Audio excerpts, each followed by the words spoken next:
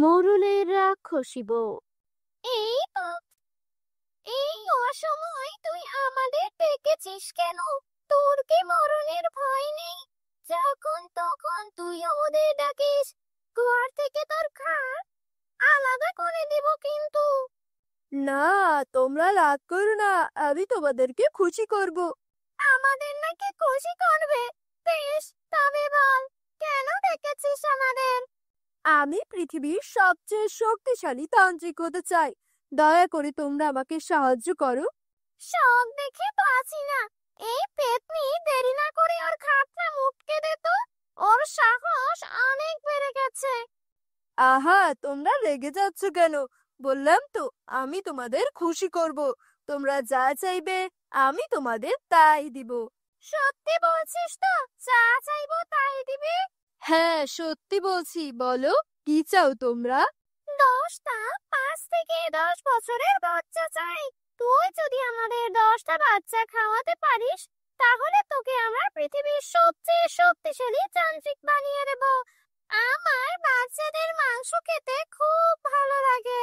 বেশ, তাই হবে। যত তাড়াতাড়ি পারি আমি সেই ব্যবস্থা করব। তোমরা তাহলে এখন এসো, আমি ব্যবস্থা করে তোমাদের ডাকবো। গিন্নি, কলসি হাতে তুমি চললে কোথায়? কুয়া থেকে পানি আনতে যাচ্ছি। সে কি কথা? আবার লেটেল থাকতে তুমি পানি আনতে যাবে কেন? পানি আনা তো অজুহাত মাত্র। আসলে সকালে কুয়ার ধারে গ্রামের সবাইকে আমার ক্ষমতা দেখাতে চাই। বুঝতে পেরেছি, তুমি যে গ্রামের মোড়লের বউ তাই দেখাতে চাও। হ্যাঁ, আমি আসি।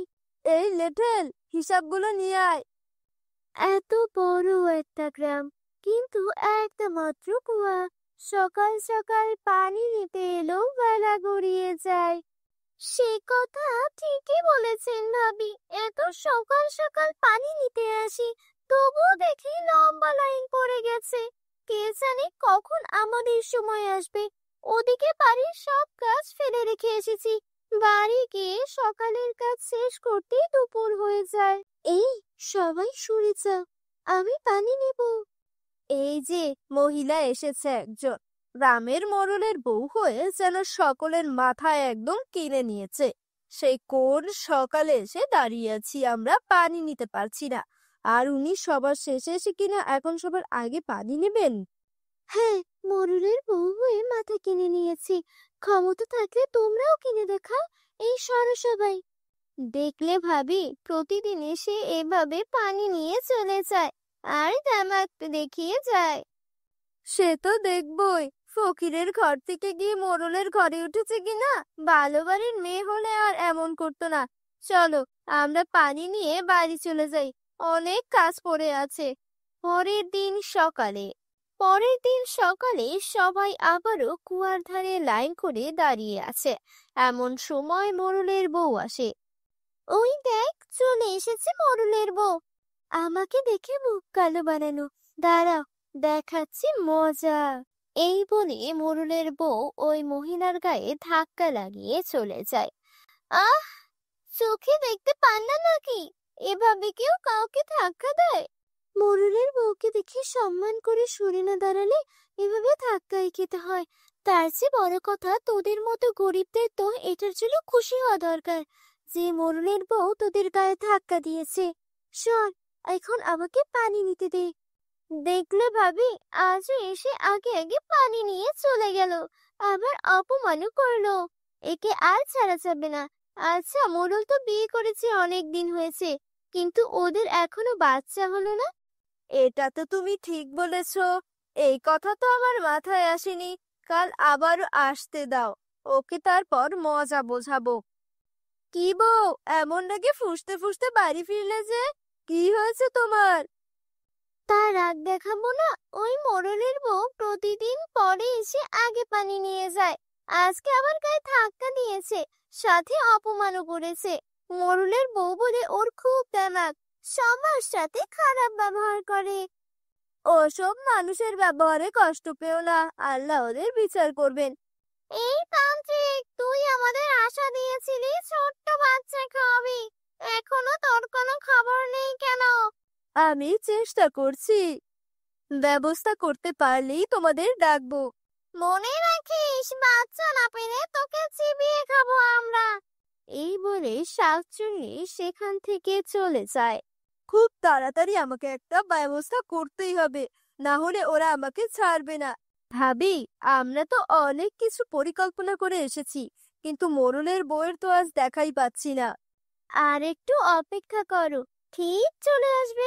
মানুষকে চালানোর বিষয়ে সে পিছিয়ে থাকবে না। কাল ওদের চালিয়ে বেশ মজা পেয়েছি, আজকে আরো একটু চালিয়ে আসি। মোরলের বউকে দেখে হিংসা করার শখ মিটিয়ে দেব। ওই দেখ, বলতে বলতে চলে এসেছে। আজ ও বুঝবে মজা। আমাদের অপমান করার শখ আজ ওকে আমি মিটিয়ে দেব। দাঁড়াও, আমি বলেছি ওকে শুনিয়ে। আচ্ছা ভাবি, একটা কথা বলো তো, আমাদের বরের আগে তো গায়ের মরণ মশাই বিয়ে করেছেন। আমাদের তো ছেলে মেয়ে হয়ে তারা বড়ও হয়ে গিয়েছে, কিন্তু মোড়লের তো এখনো একটা ছেলে মেয়েও হলো না। সেটাই তো। মোড়ল কি তবে আরো বুড়ো বয়সে বাপ ডাক শুনবে, নাকি এ জীবনে শুনবেই না? শুনবে শুনবে, আরো একটা বিয়ে করলেই শুনবে। এই সব শুনে মোড়লের বউ সেখান থেকে চলে যেতে থাকে। এ কি, মোড়লের বউ পালাচ্ছে কেন? মোড়লের বউ পানি না নিয়েই পালাচ্ছ কেন? পানি নিয়ে যাও, উচিত শিক্ষা হয়েছে। আজ চল, আমরা পানি নিয়ে বাড়ি যাই। বন্ধুরা, তোমরা যারা যারা গল্পটি দেখছো তোমাদের নাম কমেন্টে লিখে জানাও। আমরা নেক্সট গল্প তোমাদের নাম দিয়ে বানাবো।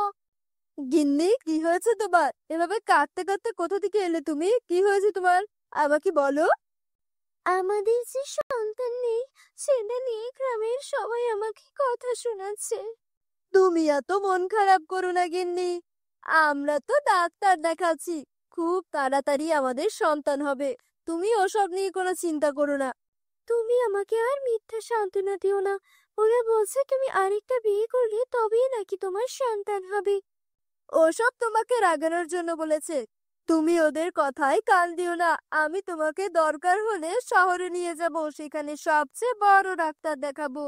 মোড়ল মশাই যদি অভয় দেন, তো আমি আপনাকে একটা কথা বলতে চাই। কি কথা বলো?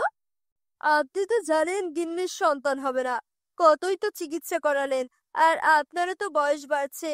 আর তার চেয়ে ভালো সময় থাকতে আপনি আরেকটা বিয়ে করে নিন। তুই আমার অনেক কাছের মানুষ, তাই এ কথা শুনেও আমি তোকে কিছু বললাম না। কিন্তু আর কোনোদিনও যদি এমন কথা উচ্চারণ করিস, তবে আমি তোকে দেখে নেব।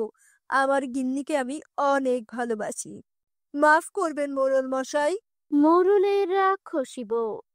এই তো, এই অসময় তুই আমাদের ডেকেছিস কেন? তোর কি মরণের ভয় নেই? যখন তখন তুই ওদের ডাকিস, ঘর থেকে তোর খাট আলাদা করে দিব কিন্তু। না, তোমরা রাগ করো না, আমি তোমাদেরকে খুশি করব। আমাদের নাকি খুশি করবে? বেশ, তবে বল, কেন ডেকেছিস আমাদের? আমি পৃথিবীর সবচেয়ে শক্তিশালী তান্ত্রিক হতে চাই। দয়া করে তোমরা আমাকে সাহায্য করো। শখ দেখে বাঁচি না। এই পেতনি দেরি না করে ওর খাটটা মুটকে দে তো। ওর সাহস অনেক বেড়ে গেছে। আহা, তোমরা রেগে যাচ্ছ কেন? বললাম তো, আমি তোমাদের খুশি করব। তোমরা যা চাইবে আমি তোমাদের তাই দিব। সত্যি বলছিস তো? যা চাইবো তাই দিবি? হ্যাঁ, সত্যি বলছি। বলো, কি চাও তোমরা? 10টা 5 থেকে 10 বছরের বাচ্চা চাই। তুই যদি আমাদের 10টা বাচ্চা খাওয়াতে পারিস, তাহলে তোকে আমরা পৃথিবীর সবচেয়ে শক্তিশালী যান্ত্রিক বানিয়ে দেব। আমার বাচ্চাদের মাংস খেতে খুব ভালো লাগে। বেশ, তাই হবে। যত তাড়াতাড়ি পারি আমি সেই ব্যবস্থা করব। তোমরা তাহলে এখন এসো, আমি ব্যবস্থা করে তোমাদের ডাকবো। গিন্নি, কলসি হাতে তুমি চললে কোথায়? কুয়া থেকে পানি আনতে যাচ্ছি। সে কি কথা, আবার লেটেল থাকতে তুমি পানি আনতে যাবে কেন? পানি আনা তো অজুহাত মাত্র। আসলে সকালে কুয়ার ধারে গ্রামের সবাইকে আমার ক্ষমতা দেখাতে চাই। বুঝতে পেরেছি, তুমি যে গ্রামের মোড়লের বউ, তাই দেখাতে চাও। হ্যাঁ, আমি আসি। এই লেটেল, হিসাবগুলো নিয়ে আয়। এত বড় একটা গ্রাম, কিন্তু একটা মাত্র কুয়া। সকাল সকাল পানি নিতে এলেও বেলা গড়িয়ে যায়। সে কথা ঠিকই বলেছেন ভাবি। এত সকাল সকাল পানি নিতে আসি, তবুও দেখি লম্বা লাইন পড়ে গেছে। কে জানে কখন আমাদের সময় আসবে। ওদিকে বাড়ির সব কাজ ফেলে রেখে এসেছি। বাড়ি গিয়ে সকালের কাজ শেষ করতে দুপুর হয়ে যায়। এই, সবাই সরে যাও, আমি পানি নেব। এই যে মহিলা এসেছে একজন, গ্রামের মোড়লের বউ হয়ে যেন সকলের মাথায় একদম কিনে নিয়েছে। সেই কোন সকালে এসে দাঁড়িয়ে আছি, আমরা পানি নিতে পারছি না, আর উনি সবার শেষে এসে কিনা এখন সবার আগে পানি নেবেন। হ্যাঁ, মোড়লের বউ হয়ে মাথা কিনে নিয়েছি। ক্ষমতা থাকলে তোমরাও কিনে দেখাও। এই সরো সবাই। দেখলে ভাবি, প্রতিদিন এসে এভাবে পানি নিয়ে চলে যায় আর তামাক দেখিয়ে যায়। সে তো দেখবই, ফকিরের ঘর থেকে গিয়ে মোড়লের ঘরে উঠেছে কিনা। ভালো বাড়ির মেয়ে হলে আর এমন করতো না। চলো আমরা পানি নিয়ে বাড়ি চলে যাই, অনেক কাজ পড়ে আছে। পরের দিন সকালে সবাই আবারও কুয়ার ধারে লাইন করে দাঁড়িয়ে আছে। এমন সময় মোড়লের বউ আসে। ওই দেখ, চলে এসেছে মোড়লের বউ। আমাকে দেখে মুখ কালো বানানো। দাঁড়াও, দেখাচ্ছি মজা। এই বলে মোড়লের বউ ওই মহিলার গায়ে ধাক্কা লাগিয়ে চলে যায়। আহ, চোখে দেখতে পান না নাকি? এভাবে কেউ কাউকে ধাক্কা দেয়? মোড়লের বউকে দেখে সম্মান করে সরে না দাঁড়ালে এভাবে ধাক্কাই খেতে হয়। তার চেয়ে বড় কথা, তোদের মতো গরিবদের তো এটার জন্য খুশি হওয়া দরকার যে মোড়লের বউ তোদের গায়ে ধাক্কা দিয়েছে। শোন, এখন আমাকে পানি নিতে দে। দেখলে ভাবি, আজও এসে আগে আগে পানি নিয়ে চলে গেল, আবার অপমানও করলো। একে আর ছাড়া যাবে না। আচ্ছা, মোড়ল তো বিয়ে করেছে, অনেক দিন হয়েছে, কিন্তু ওদের এখনো বাচ্চা হলো না। এটা তো তুমি ঠিক বলেছো, এই কথা তো আমার মাথায় আসেনি। কাল আবার আসতে দাও, ওকে তারপর মজা বোঝাবো। কি বউ, এমন নাকি ফুঁসতে ফুঁসতে বাড়ি ফিরলে যে? কি হয়েছে তোমার? তার রাগ দেখাবো না? ওই মোড়লের বউ প্রতিদিন পরে এসে আগে পানি নিয়ে যায়। আজকে আবার গায়ে ধাক্কা দিয়েছে, সাথে অপমানও করেছে। মোড়লের বউ বলে ওর খুব দেমাক, সবার সাথে খারাপ ব্যবহার করে। ওসব মানুষের ব্যবহারে কষ্ট পেও না, আল্লাহ ওদের বিচার করবেন। এই তান্ত্রিক, তুই আমাদের আশা দিয়েছিলি ছোট্ট বাচ্চা খাওয়াবি, এখনো তোর কোনো খবর নেই কেন? আমি চেষ্টা করছি, ব্যবস্থা করতে পারলেই তোমাদের ডাকবো। মনে রাখিস, বাচ্চা না পেলে তোকে চিবিয়ে খাবো আমরা। এই বলে শাকচুন্নি সেখান থেকে চলে যায়। খুব তাড়াতাড়ি আমাকে একটা ব্যবস্থা করতেই হবে, না হলে ওরা আমাকে ছাড়বে না। ভাবি, আমরা তো অনেক কিছু পরিকল্পনা করে এসেছি, কিন্তু মোড়লের বউয়ের তো আজ দেখাই পাচ্ছি না। আর একটু অপেক্ষা করো, ঠিক চলে আসবে। মানুষকে চালানোর বিষয়ে সে পিছিয়ে থাকবে না। কাল ওদের চালিয়ে বেশ মজা পেয়েছি, আজকে আরো একটু চালিয়ে আসি। মোড়লের বউকে দেখে হিংসা করার শখ মিটিয়ে দেব। ওই দেখ, বলতে বলতে চলে এসেছে, আজ ও বুঝবে মজা। আমাদের অপমান করার শখ আজ ওকে আমি মিটিয়ে দেব। দাঁড়াও, আমি বলেছি ওকে শুনিয়ে। আচ্ছা ভাবি, একটা কথা বলো তো, আমাদের বরের আগে তো গায়ের মোড়ল মশাই বিয়ে করেছেন। আমাদের তো ছেলে মেয়ে হয়ে তারা বড়ও হয়ে গিয়েছে, কিন্তু মোড়লের তো এখনো একটা ছেলে মেয়েও হলো না। সেটাই তো, মোড়ল কি তবে আরো বুড়ো বয়সে বাপ ডাক শুনবে, নাকি এই জীবনে শুনবেই না? শুনবে শুনবে, আরো একটা বিয়ে করলেই শুনবে। এই সব শুনে মোড়লের বউ সেখান থেকে চলে যেতে থাকে। এ কি, মোড়লের বউ পালাচ্ছে কেন? মোড়লের বউ পানি না নিয়েই পালাচ্ছ কেন? পানি নিয়ে যাও, উচিত শিক্ষা হয়েছে। আজ চল, আমরা পানি নিয়ে বাড়ি যাই। বন্ধুরা, তোমরা যারা যারা গল্পটি দেখছো, তোমাদের নাম কমেন্টে লিখে জানাও। আমরা নেক্সট গল্প তোমাদের নাম দিয়ে বানাবো। গিন্নি, কি হয়েছে তোমার? এভাবে কাঁদতে কাঁদতে কোথা থেকে এলে তুমি? কি হয়েছে তোমার, আমাকে বলো। আমাদের যে সন্তান নেই, সেটা নিয়ে গ্রামের সবাই আমাকে কথা শোনাচ্ছে।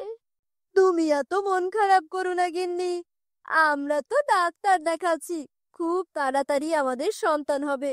তুমি ওসব নিয়ে কোনো চিন্তা করো না। তুমি আমাকে আর মিথ্যা সান্ত্বনা দিও না। ওরা বলছে তুমি আরেকটা বিয়ে করলে তবেই নাকি তোমার সন্তান হবে। ওসব তোমাকে রাগানোর জন্য বলেছে। তুমি ওদের কথায় কান দিও না। আমি তোমাকে দরকার হলে শহরে নিয়ে যাব, সেখানে সবচেয়ে বড় ডাক্তার দেখাবো। মোড়ল মশাই যদি অভয় দেন তো আমি আপনাকে একটা কথা বলতে চাই। কি কথা বলো? আপনি তো জানেন গিন্নির সন্তান হবে না। কতই তো চিকিৎসা করালেন, আর আপনারও তো বয়স বাড়ছে। আর তার চেয়ে ভালো সময় থাকতে আপনি আরেকটা বিয়ে করে নিন। তুই আমার অনেক কাছের মানুষ, তাই এ কথা শুনেও আমি তোকে কিছু বললাম না। কিন্তু আর কোনোদিনও যদি এমন কথা উচ্চারণ করিস তবে আমি তোকে দেখে নেব। আমার গিন্নিকে আমি অনেক ভালোবাসি। মাফ করবেন মোড়ল মশাই। পরদিন সকালে গ্রামের মহিলারা আবার পানি আনতে যাচ্ছে। কাল মোড়লের বউকে অপমানের শোধ দিতে পেরে খুব মজা লেগেছে। যদি আজ আবার আসে তবে আজকেও তাকে অপমান করব। ঠিক আছে, চলো। কই, সে তো আর এলো না।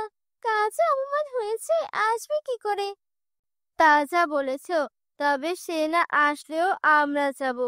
তারপর তারা দুইজন মিলে মোড়লের বাড়িতে যায়।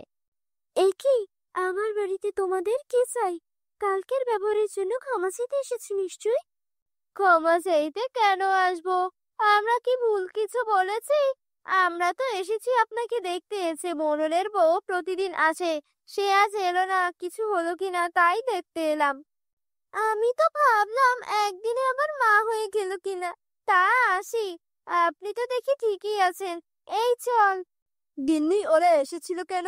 আর তুমি এভাবে কাঁদছো কেন? ওরা কাল ওখানে অপমান করেও থামেনি, আজ বাড়িতে এসে আবারও আমাকে অপমান করে গেছে। এই অপমান আমি আর সহ্য করতে পারছি না।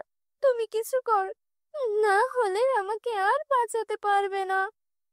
ঠিক আছে, দেখি কি করা যায়, তুমি ঘরে যাও। তারপর মোড়ল মন খারাপ করে বসে থাকে।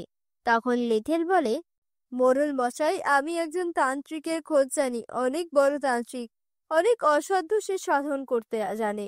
আপনি একবার গিন্নিমাকে নিয়ে তার সাথে দেখা করে আসুন। ঠিক আছে, তবে তাই করব। কালই সেখানে যাব আমরা। গিন্নি, তুমি আর কেঁদো না, আমরা কাল তান্ত্রিকের কাছে যাব। দেখবে আমাদের সব সমস্যার সমাধান হয়ে যাবে। পরদিন ভোরবেলা মোড়ল তার বউকে নিয়ে তান্ত্রিকের কাছে যায়। বল, কি সমস্যা তোদের? আমাদের বিয়ে হয়েছে অনেক বছর, কিন্তু আমাদের কোনো সন্তান হয় না। আমরা একটা সন্তান চাই। হ্যাঁ বাবা, দয়া করুন, আমাদের একটা সন্তান চাই। সন্তান তো হবে, কিন্তু তার জন্য কঠোর এক পথ পাড়ি দিতে হবে, যা তোরা পারবি না। আমরা পারবো, যত কঠিন পথ হোক না কেন। আপনি বলুন আমাদের কি করতে হবে। আমার কাছে এক শাকচুন্নি আর এক পেতনি আছে। তোদের দুজনের শরীরে ওদের দুজনের জায়গা দিতে হবে। ওরা 1 বছর তোদের শরীরে থাকবে আর ওদের পছন্দের খাবার খাবে। বেশ, তবে তাই হবে। আপনি তাই করুন, আমাদের কোনো আপত্তি নেই। বেশ, আমি তাহলে ওদের ডাকছি। তবে মনে রাখিস, ওরা যা খেতে চাইবে তাই খাবে। তাই তোদের অসুবিধা হলেও আমার আর কিছুই করার থাকবে না। আমি কিন্তু আর ওদের ফেরাতে পারবো না। আমরা চলে এসেছি। বেশ, তাহলে এবার ওদের শরীরে মিশে যা। তারপর শাকচুন্নি আর পেতনি ওদের দুজনের শরীরে মিশে যায়। তারপর তারা নিজেদের গ্রামের দিকে রওনা হয়। সন্ধ্যা নেমে এসেছে। এমন সময় রাজু মাঠে খেলা করছিল। রাজু, অনেক খেলা হয়েছে আজ, ঘরে যা। এমন ভর সন্ধ্যা করে কেউ খেলে না, ঘরে আয় বাবা। আর একটু খেলেই আসছি, মাঠে এখনো অনেকটা আলো আছে। তুমি বাড়ি যাও, আর একটু পরেই আমি চলে আসবো। ঠিক আছে, গেলাম আমি। আজকে একটা বাচ্চা ধরতে পারলে বেশ হতো, অনেক দিন মাংস খাই না। ওই তো, ওই ছেলেটা বেশ মোটা আছে, শরীরে বেশ ভালো পরিমাণ মাংস আর রক্তও আছে মনে হচ্ছে। পেতনি তখন রাজুকে ডেকে বলে, এই যে খোকা, শোন, তোর বাবা ওদিকে রয়েছে, তোকে এখনই যেতে বলেছে, চল আমার সাথে। ঠিক আছে, চলুন। আচ্ছা, আপনি আমাকে কোথায় নিয়ে যাচ্ছেন? আমার বাবা কোথায়? অনেক বেশি কথা বলছিস তুই, তো রক্ত দিয়ে তৃষ্ণা মিটিয়ে নে, তাহলে আর কোনো কথা বলতে পারবি না। তারপর পেতনি রাজুকে মেরে ওর রক্ত খেয়ে ফেলে।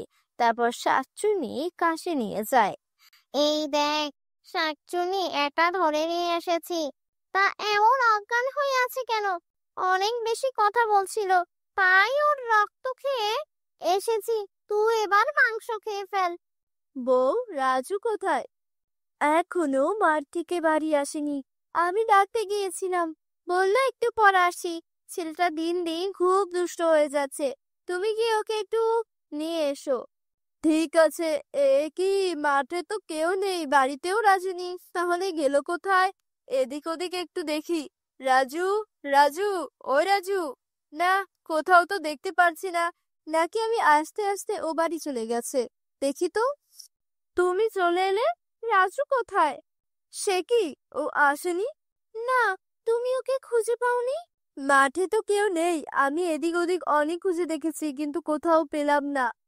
কি বলছো এসব? আমার ছেলে কোথায় গেল? একটু আগেই তো আমি নিজেকে কে ওকে দেখে এলাম। আমি কেন ওকে সাথে নিয়ে এলাম না? এই বলে রাজুর মা কাঁদতে থাকে। এভাবে কেঁদো না বউ। কোথায় আর যাবে? ও নিশ্চয়ই আশেপাশের কোথাও আছে। সবাই মিলে খুঁজে নিয়ে আসবো ওকে, তুমি কোনো চিন্তাই করো না। আজে কাজে আসতে বেশ দেরি হয়ে গেল। মোড়ল মশাই যে কি বলবে কে জানে। এক কাজ করি, বাড়ির সামনে দিয়ে না গিয়ে আমি বরং বাড়ির পেছন দিয়ে ঢুকি। তারপর মোড়ল মশাই সামনে পড়লে বলবো অনেকক্ষণ এসেছি, বাড়ির পেছনে দিয়ে কাজ করছিলাম। আর যদি না পারে তবে কিছুই বলবো না। এই বলে সে মোড়লের বাড়ির পেছন দিয়ে যাচ্ছিল। এমন সময় সে দেখে, এই কি, বাড়ির পেছনে এসব কিসের হাড় পড়ে আছে? দেখে তো কোনো পশুর হাড় মনে হচ্ছে না। তবে এগুলো কিসের? আর মোড়ল মশাই যদি কোনো পশু জবাই করতেন তবে তো আমাকে নিয়েই করতেন। তাহলে এগুলো এখানে এলো কি করে? মনে হয় কেউ ফেলে গেছে। আমি এগুলো নিয়ে ফেলে দেই, তাহলে আর কারো কথা শুনতে হবে না। কাল রাতে খুব তৃপ্তি করে ওই কচি ছেলেটার শরীরের মাংস খেয়েছি। আজ আরেকটা খেলে কিন্তু মন্দ হয় না। ঠিক বলেছিস।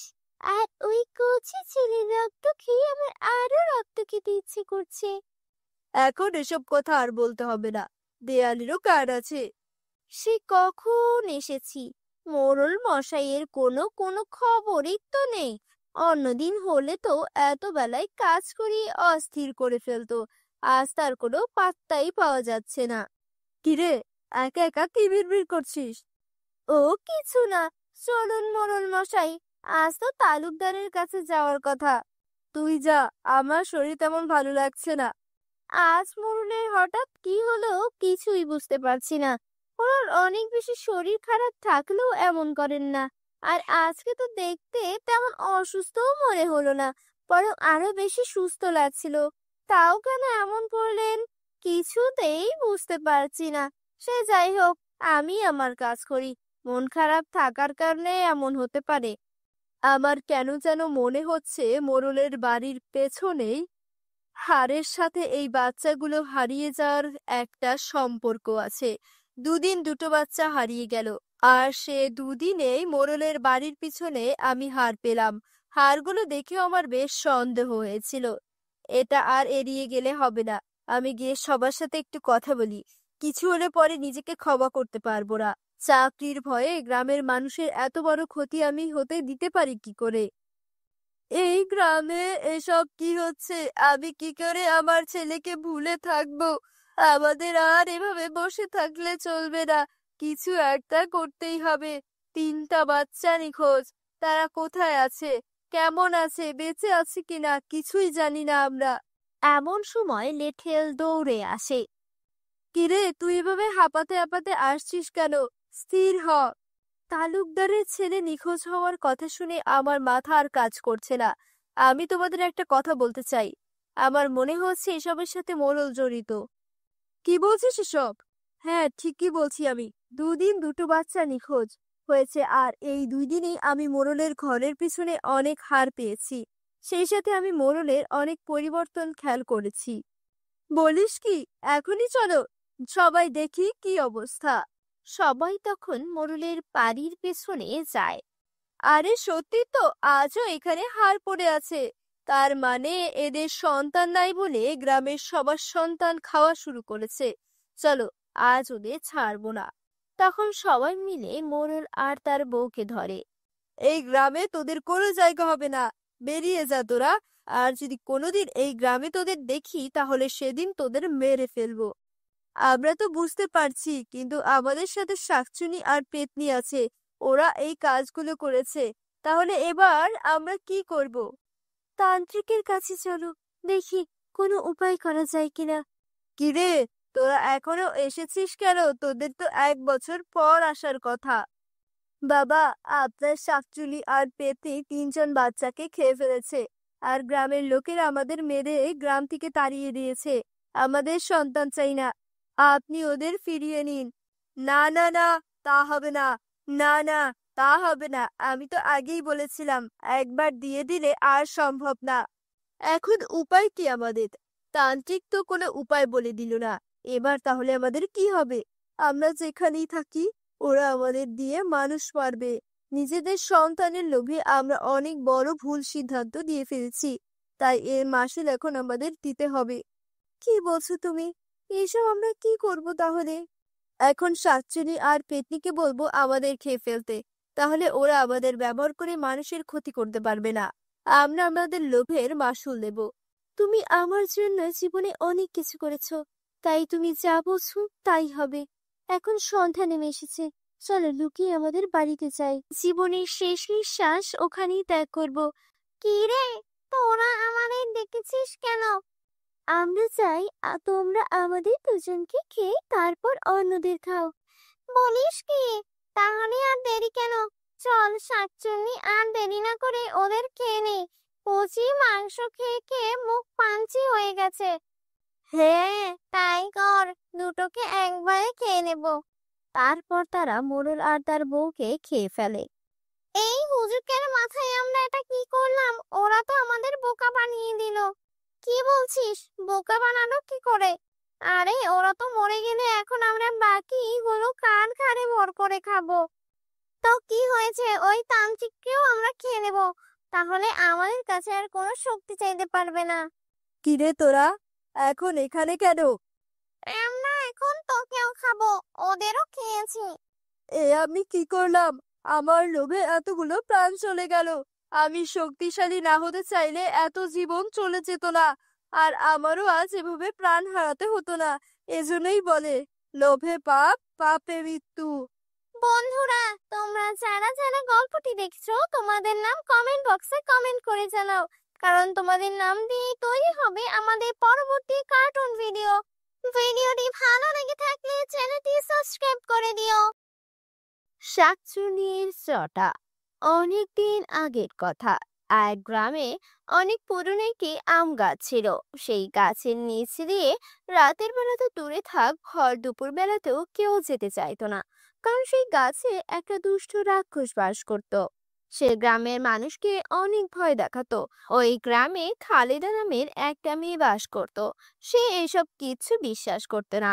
একদিন দুপুরে গোসল সেরে সে জেদ ধরে সে গাছের নিচে যাবে এবং তার সুন্দর চুলগুলো শুকাবে। লোকজন শুধু শুধু এখানে আসতে ভয় পায়। কই, আমি তো এখানে এসে চুল শুকাচ্ছি, কোনো শাকচুন্নিকে তো দেখতে পেলাম না। কিন্তু খালেদা যেখানে বসে চুল শুকাচ্ছিল তার পাশেই শাকচুন্নিটা অদৃশ্য হয়ে ঘুমাচ্ছিল। তাই খালেদা তাকে দেখতে পায়নি। হঠাৎ খালেদার চুলের বাড়ি লেগে শাকচুন্নির ঘুম ভেঙে যায়। তখন শাকচুন্নি বলে, এই সময় গাছের নিচ দিয়ে কেউ একা যাওয়ারই সাহস করে না, আর তুই কি না এখানে বসে চুল শুকাচ্ছিস, আবার চুলের বাড়ি লাগিয়ে আমার ঘুম ভেঙে দিয়েছিস। দাঁড়া, দেখ তোর চুলের আমি কি অবস্থা করি। শাকচুন্নি এসব কথা বলছিল ঠিকই, কিন্তু মহিলাটা কিছুই শুনতে পাচ্ছিল না। সে মনের আনন্দে চুল শুকাচ্ছিল। তারপর খালেদা তার গ্রামের দিকে আসতে থাকে, আর শাকচুন্নিটাও ওর পেছন পেছন আসতে থাকে। গ্রামে এসে খালেদা সবাইকে গর্ব করে বলতে থাকে, আমার সাহস দেখেছো? তোমরা যে কাজটি করতে পারোনি তা আমি একাই করেছি। আমি তো কোনো শাকচুন্নিকে দেখতে পারিনি। আচ্ছা, ঠিক আছে, এবার তাহলে তুই মজা দেখ। এই বলে শাকচুন্নির স্বরূপে দেখা দেয় এবং প্রচন্ড বাতাসের সাথে খালিদার চুলগুলোকে জট লাগিয়ে দেয় আর সেখান থেকে চলে যায়। অনেক বাতাসের কারণে খালিদা তার চুলের জট পাকানো বুঝতে পারে না। গ্রামের সবাই এমন বাতাস দেখে সেখান থেকে চলে যায়। খালেদাও তার বাড়িতে আসে আর আয়নার সামনে দাঁড়িয়ে দেখে সে তার চুলের অবস্থা। হায় হায়, হে, আমার এত সুন্দর চুলগুলো কার নজর লেগে এমন হলো? আমি এখন কি করব? তোর এই চুলের বাড়ি লাগিয়ে তুই আমার ঘুম ভেঙেছিস, আমার গ্রামের সবাইকে বাহাদুরি দেখিয়েছিস। এখন থেকে আমি তোর সাথে ছায়ার মতো থাকবো। এই বলে শাকচুনি হাসতে থাকে এবং খালেদার শরীরে প্রবেশ করে। আর খালেদা কান্না বলে হাসতে থাকে। এদিকে খালেদার কৈশিক নামে এক ছেলে ছিল। সে তার বউ নিয়ে বেড়াতে গিয়েছিল। ওই রাতেই তারা বাড়িতে আসে। এসে তারা দেখতে পায় খালেদা মাথায় ঘোমটা দিয়ে আছে। তারা ঘুরতে না দিয়ে চলে যায়। তারপর তারা সবাই মিলে খেতে বসে। কৌশিক দেখতে পেল তার মা তাকে কিছু না জিজ্ঞেস করে সব খাবার খেয়ে নিল। ও অবাক হয়ে তাকিয়ে রইল। ইস, অনেকদিন এমন মজার সুস্বাদু খাবার খাই না। আজ আমি সব খাবার খেয়ে ফেলবো। কি মজা! এই বলে খালেদা সব খাবার একাই খেতে থাকে। মা, আপনি একাই সব খাবার খেয়ে নিলে আমরা কি খাবো? তার এই কথা শুনে খালেদা খুব রেগে যায় আর তাদের দিকে লাল লাল চোখ বানিয়ে তাকিয়ে থাকে আর বলে, এই, তোরা এতদিন অনেক খেয়েছিস, এখন সব খাবার আমি খাবো। বেশি খেলে তোরা মোটা হয়ে যাবি। আর শোন, বেশি কথা বলবি না, তাহলে তোদের ঘাড় মটকিয়ে দিব। এই কথা শুনে কৌশিক ও তার বউ অনেক ভয় পায়। তারপর তারা শুয়ে শুয়ে ভাবতে থাকে তাদের মায়ের কি হলো। ঘুরতে যাওয়ার আগেও তো মা একেবারে ভালো ছিল, এখন মায়ের কি হলো যে এমন আচরণ করছে। এই ভেবে কৌশিক ঘুমিয়ে পড়ে। পরদিন সকালে এসে তার এক প্রতিবেশীকে জিজ্ঞেস করে সব জানতে পারে। আমরা যখন বাড়িতে ছিলাম না, তখন কি আমাদের বাড়িতে কিছু হয়েছিল? তখন প্রতিবেশী তাকে সব ঘটনা বলে আর সেখান থেকে তাড়াতাড়ি চলে যায়। সেদিন রাতে কৌশিক তার বউকে সব ঘটনা খুলে বলে। বউ তখন মনে মনে সিদ্ধান্ত নেয়, আজ রাতে আমি শাশুড়ি মায়ের চুলের জটগুলো সব খুলে ফেলবো। তাহলেই আমাদের বাড়িতে আবার শান্তি ফিরে আসবে। রাতের বেলা সবাই ঘুমিয়ে পড়ার পর সে তার শাশুড়ির জট কাটাতে বের হলো। কিন্তু দরজা কিছুটা খুলতেই সে কিছু অদ্ভুত শব্দ শুনতে পেল। আর শব্দ আসছিল উঠোনে থাকা বড় আম গাছটা থেকে। সে লুকিয়ে দেখার চেষ্টা করলো শব্দ কোথা থেকে আসছে। তখন সে যা দেখলো তাতে তার হুঁশ উড়ে যাওয়ার উপক্রম হলো। সে দেখলো তার শাশুড়ি আম গাছের ডালে বসে পা ঝুলাচ্ছে আর হাসছে। হে হে হে, আহ, আজকে অনেকদিন পর অনেক মজার খাবার খেলাম।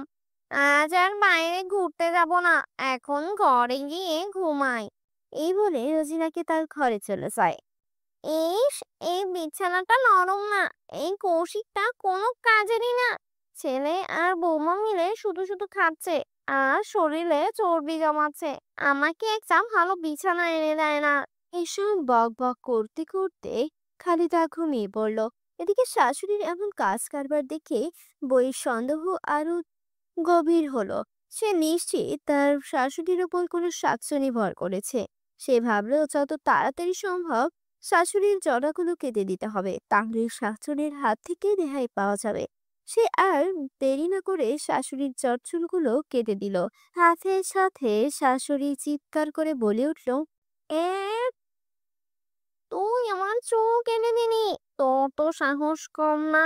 দাঁড়া, তোকে মজা দেখাচ্ছি। এদিকে বউ দৌড়ে ঘর থেকে বেরিয়ে এলো আর শাকচুন্নি খালেদার শরীর থেকে বেরিয়ে এসে কৌশিকের শরীরে প্রবেশ করলো। আর এইদিকে বউ দৌড়ে এসে কৌশিকের ঘরে প্রবেশ করে খাতে বসলো। এই যে শুনছো, আমি মায়ের চুল কেটে দিয়েছি। ওই শাকচুন্নি এখন এখান থেকে চলে গেছে। এখন আমরা আবার শান্তিতেই থাকতে পারবো। তুই আবার মায়ের চুল কেটে দিয়েছিস আর সেই কথা আমাকে বলছিস? দাঁড়া, তোকে দেখাচ্ছি মজা। এই বলে সে বিছানার উপরে উঠে বসলো। কিন্তু এই বিছানাটা ছিল অনেক নরম ও তুলতুলে। তাই সে আরাম পেয়ে লাফাতে লাগলো। কি আরাম! এই বিছানাটা কত নরম! আজ থেকে আমি ওর বিছানাতেই থাকবো। কিন্তু তোকে তো এ ঘরে থাকতে দেওয়া যাবে না। এই বলে সে তার বউকে খাট থেকে ধাক্কা দিয়ে ফেলে দিল, আর সে নরম বিছানায় ঘুমিয়ে পড়ল। আর বউ পড়ে গিয়ে চিৎকার করতে লাগলো। মরে গেলাম রে! কে কোথায় আছো? আমাকে বাঁচাও! শাকচুন্নি আমাকে মেরে ফেললো! এমন চিৎকার শুনে খালিদা দৌড়ে এলো। কি হয়েছে বৌমা, তুমি চিৎকার করছো কেন? মা, আপনি ঠিক হয়ে গেছেন? আমি আপনার চুলের জটগুলো কেটে দিয়েছিলাম, তাই শাকচুনি আপনার কাছ থেকে এখন আপনার ছেলের উপর ভর করেছে। সে আমাকে ঘর থেকে ফেলে দিয়েছে আর বলেছে সে নাকি এই ঘরেই থাকবে। ঠিক আছে, আজ রাতে তুমি আমার সাথে থাকো। কাল সকালে একটা ব্যবস্থা করতে হবে। সকালে তারা একটা তান্ত্রিকের কাছে যায় আর সব খুলে বলে। অনেকদিন ধরে এই শাকচুরিটার কথা শুনছিলাম, তার ভয়ে কেউ এই এলাকায় দিয়ে যায় না। এখন তো দেখছি তোমাদের ঘরে এসে পড়েছে। ওর একটা ব্যবস্থা করতে হবে, চলো তোমাদের বাড়িতে যাই। তারপর তারা কুশকের ঘরে চলে আসে। এই শাকচুরি, তুই এখানে কেন এসেছিস? আমি যেই আম গাছটায় থাকতাম, এই বুড়ি সেটার নিচে গিয়ে চুল শুকাচ্ছিল। তার চুল শুকানোর জন্য আর কোনো জায়গা ছিল না। চুল নিয়ে ওর অনেক অহংকার ছিল। ওর চুলের বাড়ি লেগে আমার ঘুম ভেঙে গেছে। তাই আমি ওর সাথে এই বাড়িতে এসেছি। আমি এখানেই থাকবো, কোনোভাবেই আর যাবো না। ও, তুই তাহলে যাবি না? দাঁড়া, দেখছি তুই আর কতক্ষণ এই বাড়িতে থাকতে পারিস। এই কথা বলে রঞ্জিত কিছু মন্ত্র পড়লো এবং তাকে ঝাড়ু দিয়ে মারা শুরু করলো। আর আর মানিস না, আর মানিস না, আমি এখান থেকে চলে যাব। তান্ত্রিক ঝাড়ু পেটা বন্ধ করলো আর সাতশুনি কৌশিকের দেহ থেকে বেরিয়ে হয়ে চলে গেল। এরপর থেকে ওই গ্রামের পাশ দিয়ে আর কেউ যেতে ভয় করতো না। তো বন্ধুরা, আজকের এই গল্পটি তোমাদের কাছে কেমন লেগেছে? গল্পটি ভালো লাগলে চ্যানেলটিকে সাবস্ক্রাইব করে দাও। সন্ধ্যা ধীরে ধীরে নামছে। আকাশ ঢেকে গেছে মেঘে। গরমের 1 মাস পর হঠাৎ দুপুরে বৃষ্টি নামছে। পুরো গ্রাম যেন একটা স্বস্তির নিঃশ্বাস ফেলছে। কিন্তু বৃষ্টির পর মেজাজটা মধুর অন্যরকম। গ্রামের এক প্রান্তে 3 বন্ধু, ফিরোজ আর রমেশ আর মিঠু, ছোট্ট একটা চা দোকানে বসে আছেন। একটা অদ্ভুত মেজাজ। আমি তোদের 3জনকে চা দিয়েছি, গরম থাকতে খা, ঠান্ডা লাগলে আমাকে গাল দিবি আবার। বড় লোক, যদিও তোমার চা ঠান্ডা হলে গলা দিয়ে নামবে, কিন্তু একটু জুড়ে জুড়ে খেতে হবে। আজকে তো তোর মুখে হাসি ফোটা লাগছে। আগের কয়েকদিন ধরে তো একদম মন খারাপ লাগছিল। ভাবছিলাম আবার কোথাও ঝগড়া করলে নাকি। এমন বৃষ্টিতে গরম চা খেলে দেহ গরম থাকে। আগে তো আমি খেয়ে যেতাম, এখন ভাবতে হচ্ছে দুটো কিনবো কিনা। আমার দোকানের অবস্থা খারাপ। হঠাৎ রমেশ বলে উঠল। আচ্ছা, বিড়ির যে দাম বেড়েছে শুনেছিস তোরা? আজ বাজারে গিয়ে দেখি 1 প্যাকেটে 5 টাকা বেড়েছে। কি বলিস? এত দাম বাড়লে গরিব মানুষেরা বাঁচবে কি করে? চার সাথে একটা বিড়ি, এটাই তো জীবনের শান্তি। আগে তো 10 টাকায় 3টা খেতাম, এখন একটা কিনে আরেকটার চিন্তা করতে হয়। আমার দোকানের কেন বেচার অবস্থাও খারাপ। আগে একটা খেত, এখন অর্ধেক ফুকেই রেখে দেয়। হঠাৎ সেখান থেকে মিঠু উঠে দাঁড়ায়। রমেশ বলে, কিরে ভাই, মিঠু, হঠাৎ উঠে দাঁড়ালি যে? আমি একটু পেছনে যাই, হঠাৎ ডাক পড়েছে যে আবার। বেটা, 1 কাপ চা খেয়ে ডাক পড়ে যায় তোর? আরে ভাই, চুপ কর তুই এবার। দাঁড়া, আমি পাশে জঙ্গল থেকে কাজটা সেরে আসি। এই বলে জঙ্গলের দিকে চলে যায় মিঠু। ধীরে ধীরে ঝোপঝাড়ের মধ্যে গায়েব হয়ে গেল। এদিকে ফিরোজ আর রমেশ চা খেতে খেতে গল্প করে চলল। সময় কেটে যেতেই থাকলো, কিন্তু মিঠু ফিরল না।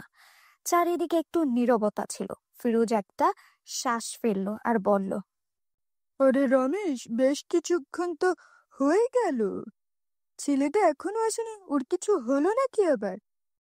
আমিও ভাবছি অনেকক্ষণ ধরেই তো গেল, কিন্তু এখন আসলো না।